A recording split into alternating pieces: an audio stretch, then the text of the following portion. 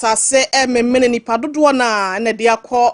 ni mu ewo asase ase na wana watoa nananom wonse asu nyina nso no ye ma abusua ya akọ ne hyede mu amoye ye ni na watwede nyina de ruade nka mo ho ensemu anopei etwafa Sompa TV so no ebesan adadan ne ho e de afa Sompa 93.1 FM wasantemantem afa Sompa 90.7 kremo ewo nkranza eyebunapue ye mantem ena nkranza wode ufiri wana ado ani kiremu osunya ne nso a wono nso ato asomo eto de ma desha ya mo bono ene afomantem for ye Sompa 98.9 esem no eba no ne obetie bie wo mo no ene se aban no apabo so me baako ede ama bedwakuo ya wonso wapa wonse wonhwe se be ya ECG kran na ebisi ade to so ayese da bia de ma nkrenkre no ebetimi ede dwuma na sa ECG adwumakuo ya ban se wade ma ankrenkra mo watimi ahwesoe eno na public utilities workers union for ya wonum what use mo wonum se won pene da e ma sa de no enkoso na yewura John Dramani Mahama so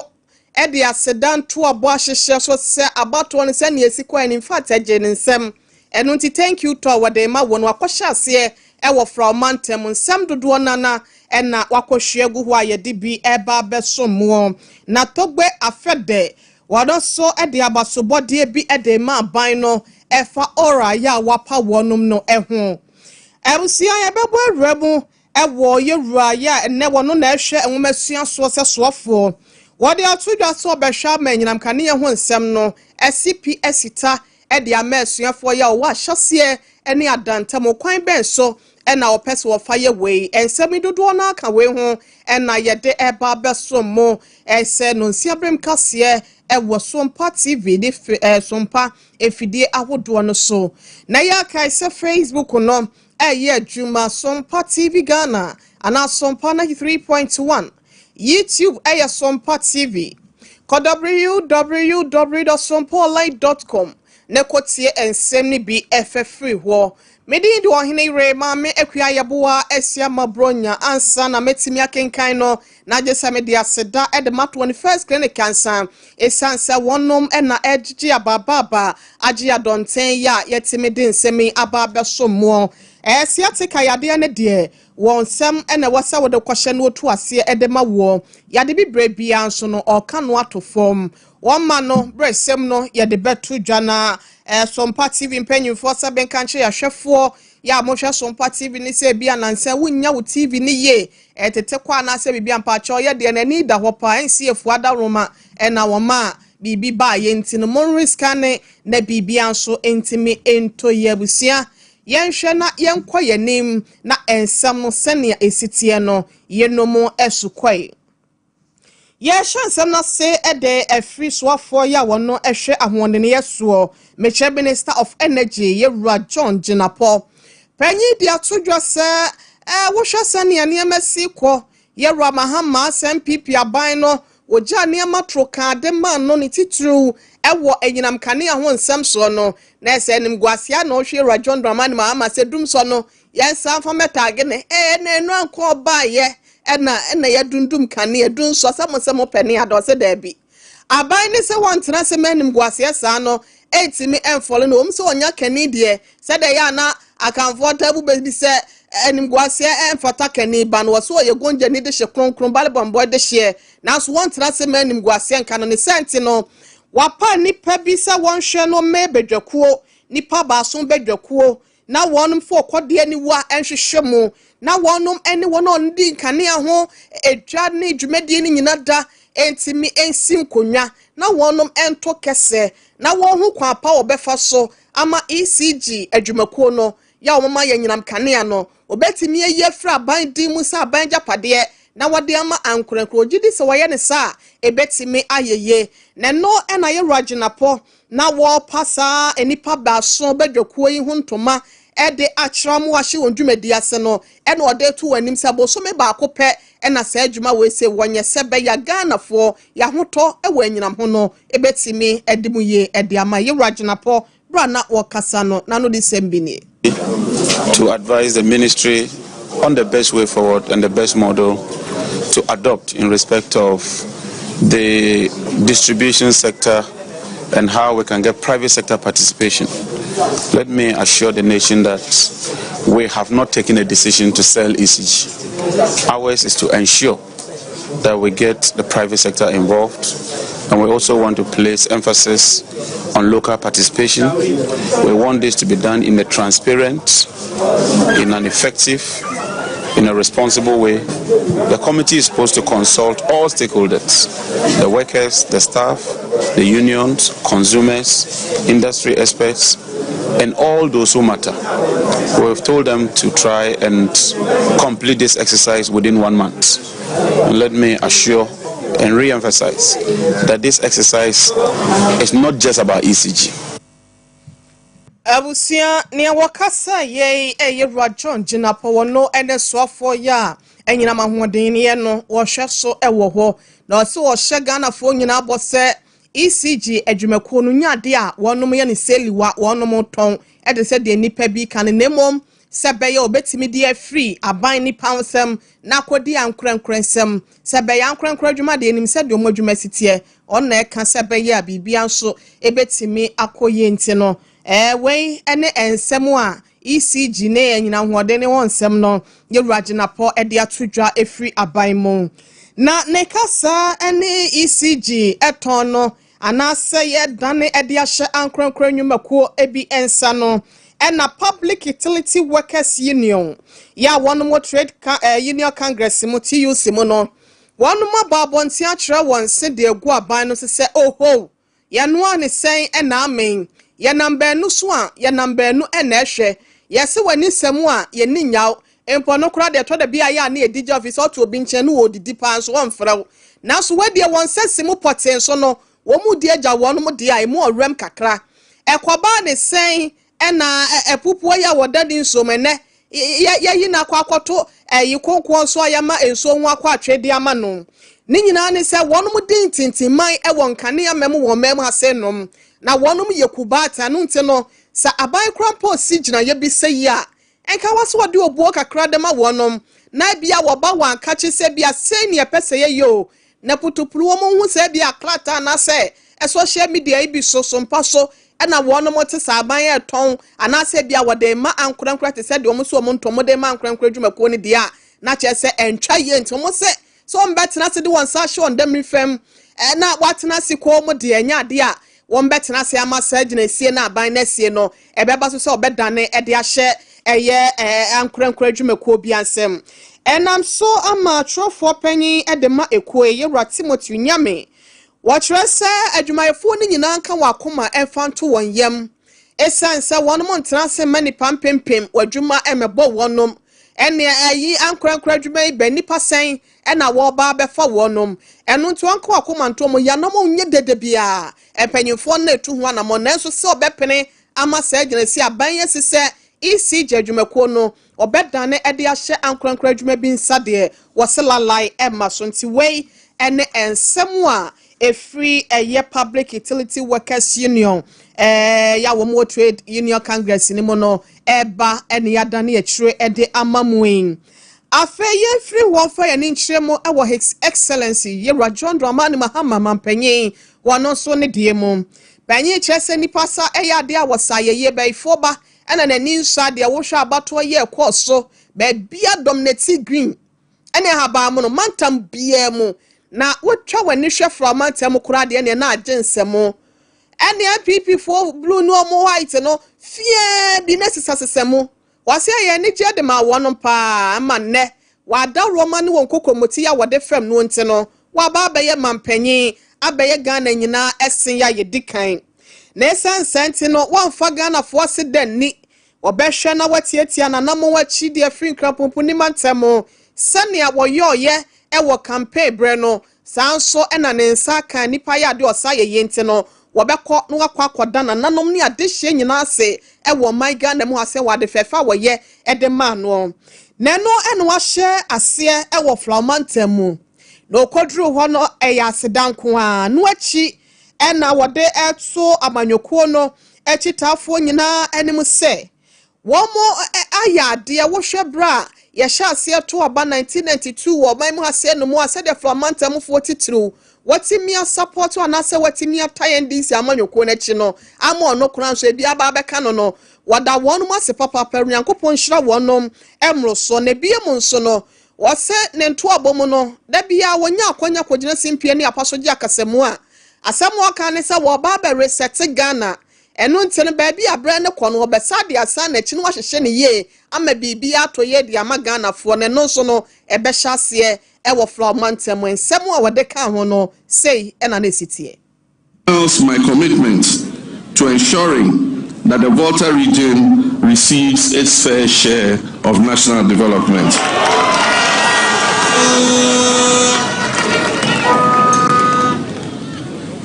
Our objective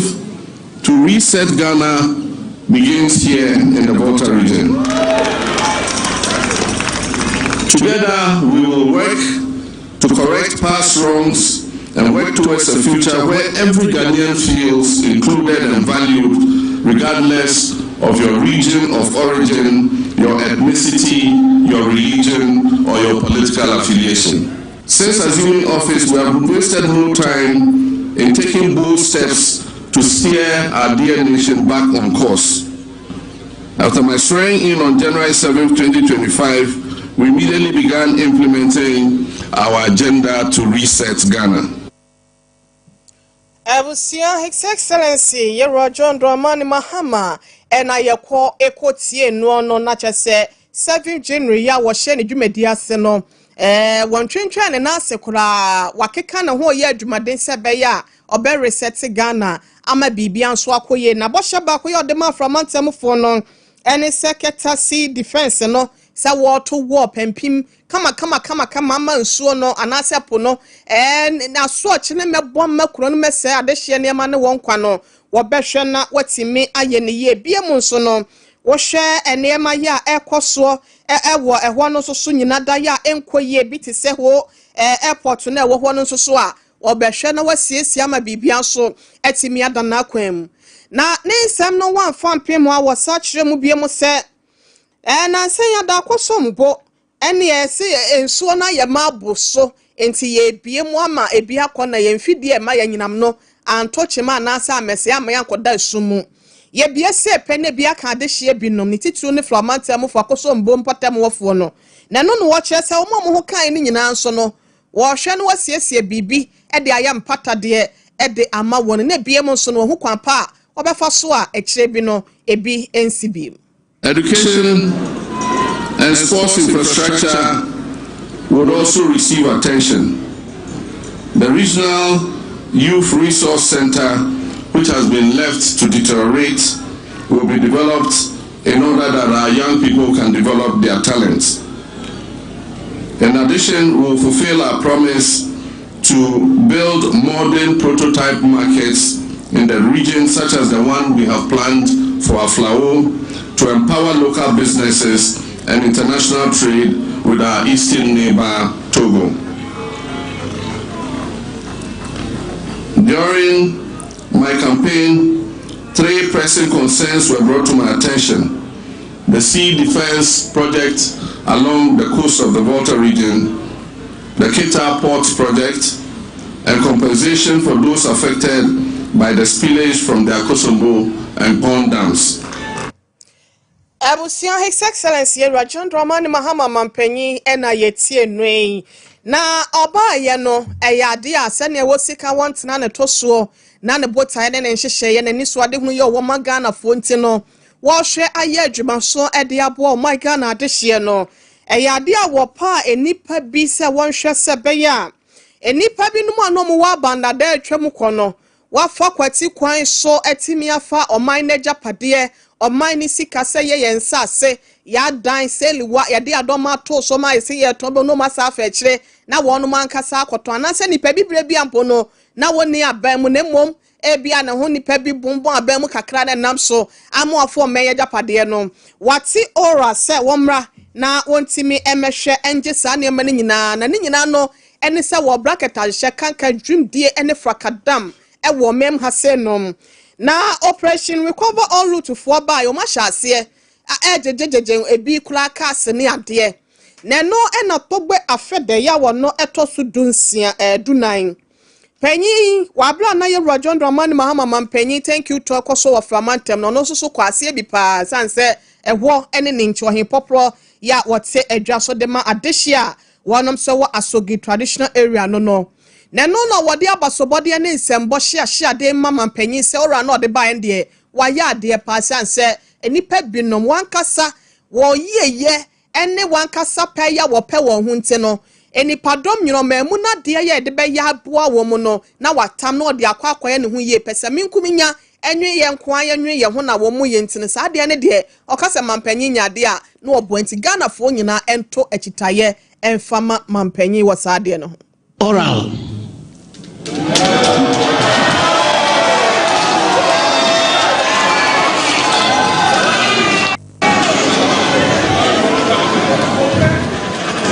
was breaking to all of us. It's bad enough to suffer, but it's worse to know that we are suffering because a few people think they deserve all that the state has to offer and get themselves involved in a desperate scramble for our limited resources and our property owning democracy. We support all your intentions, all your plans to retrieve everything that was lost. Funds that were stolen, lands that were stolen, buildings and etc. Your Excellency, you have our full support. Ogwe afede ya watosu dunai enono asogri nana numata konyo abedwa no wono ene hipopro ya wotua wonom ano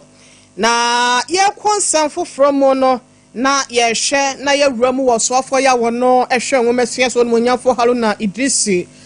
wono so den samwa tudwa kire se aban no ba waba no medi agro esanse mfie nan pe no wo na wahye Ghana fo bobi ya etwafata se kwan bia so no wafa ediso emu ba akone so ba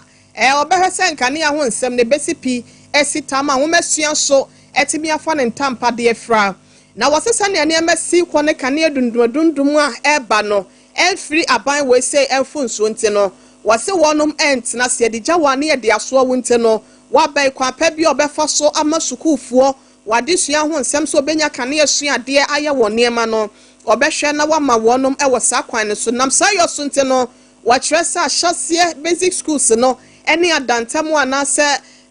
to aso school no senior high schools ni nyina no wobehwe so mbetimi de awia enkane ne bi sola ibi etimi di ama wonom no omo so afiri wo man no nkane anyinam kane ho no se be ya kakra wonom so bibia bekoye di ama wonom ama Ghana fo nso aban so ho ato no ewo enkane ema edema adehye ho yenko na Haruna Idrisi brana ono so one central for Kasadia for International Day of Education eba beba so no ehon kasaye no ase ena wodansa ansem wo yedi.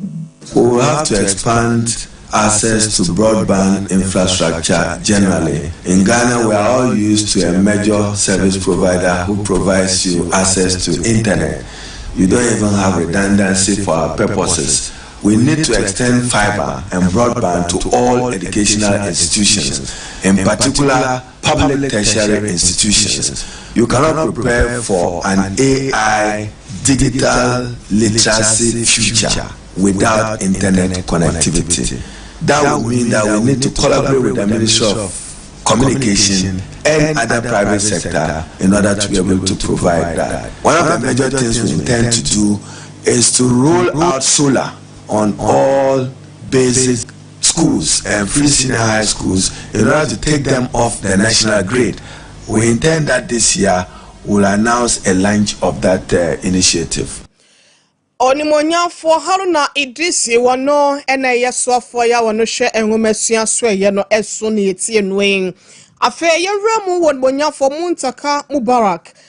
wod wani kiremu ewo aye amanyoye me kire interior ministry won so a wono ena waboni din se womra na wometua no ntoto niema efama yen na sene anototo ye bedwa ye omwo emrahye bedwa fie vetting committee no eya wasede se obi amapanyi bebo ne din bia de appointment bia te sade amano no e waso ototo na no doso no pusu no hu anasa wati no num nka esan se ohwe nipa obetimi ayo na niema bi wo ne bisa afa kosa ho no wantimi dia na cha sanya ade obetimi no na bia ne yebisa wotiri mo po woni so ade hunu wo bede na obetimi ayade abo aso ye na se dibre ya yede ama na ma bibia koye no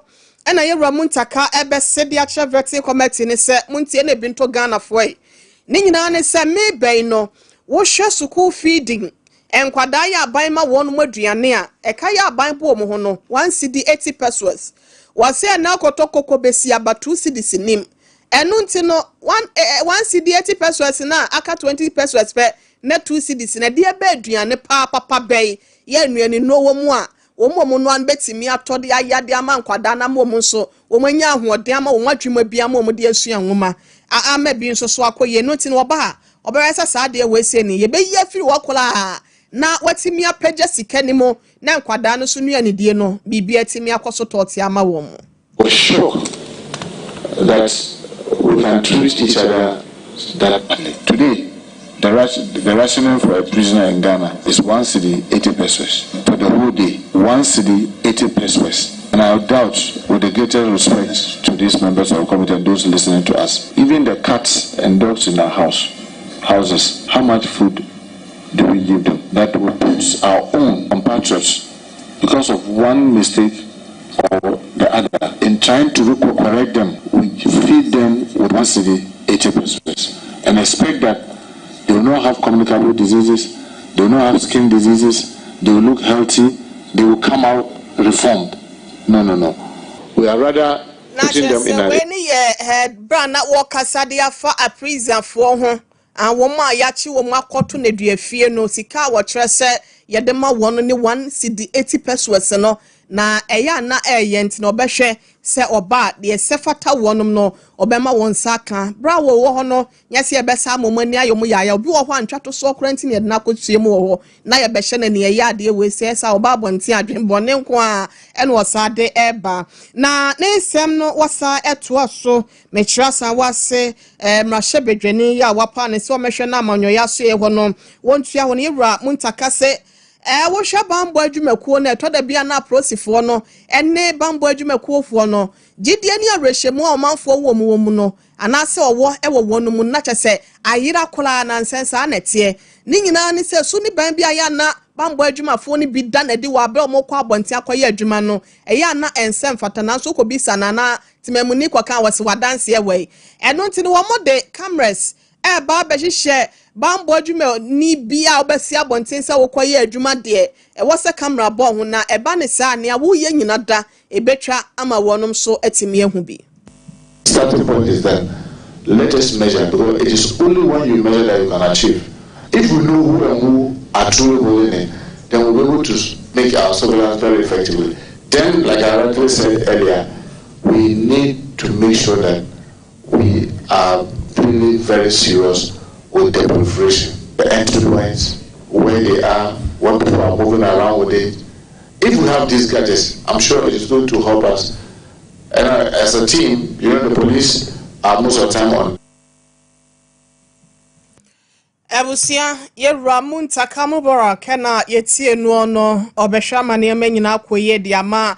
bambo adwuma yefo no ene Ghana fo na yankwa 21st in the theatrical expert was theatrical na wontu ase mfa mayen biemu so yade bia fi utiri so kopem bora no obehwe na watu ase ede ama massage laboratory test scan service and also machine treatment na opa ya behwe de ama wo for 0540 311 0540311311 na Sompa TV mpanyimfo se udiko dana na nse wunya Sompa TV nhwe ye channel baby aya na wumia 1 na Sompa ba na mabie mu amesraw wose rescan no na nya Sompa na yenyina yenhwe wabla ye Sompa na yenya akatuapa yenkwa wie ensem no ewo NDC etitafo bi ya wonmo efutu abatompa so ewo eye emfifi mantemu wonom echese wani semu a yeni nya wonsasi mu a yeni nya na so aban appointment no wo ye de acheche eja wonom ewo echire na ni nyina ne se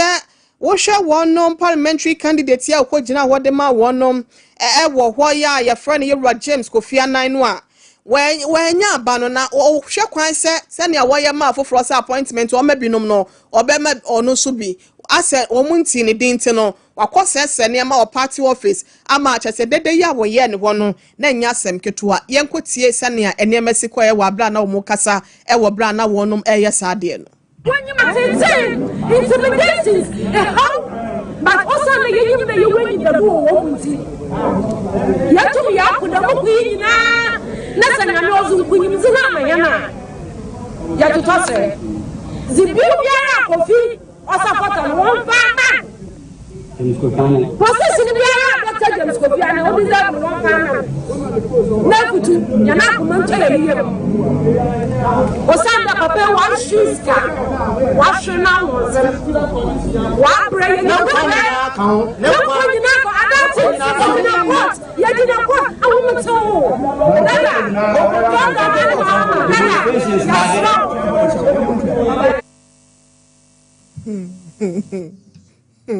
abusia na chesa wo hwe Sompa TV ne so Sompa 93.1 FM o Facebook ana Sompa TV Ghana apono ene chese enema na omo se so mtutu apono ne ade bubububu enema ni wo ho a no so mo kire omo ti omo de kire omo ni abrese yewura to forcing ehwe na wonka bi emfanto yewura Mahama mampanyi enso asum se be ye obetimi ama yewura James Kofi ana so di brani bi na wakomersia to wonom yensan se wabre kwatenti bia kowia wa bobo na hase na nonsia brem kasia no pedie no yede ni nyina da epim ye faseda ema yewura Sante ebo Benedict wono ne semfo panyi newsfo ya mo Sompa 93.1 kasia dem kumase afe sonya ne Sompa 98.9 ekwenya kwabro no mo chia minimo sie ene na napokumu nyina nso yada mo ase ena afe apamda da papa to systematic mo enso to so mo ewon kranza Sompa 90.7 mame na azuka se mame na Kelvin ase wona ohwem si awo etoto niema de mame social media handles no so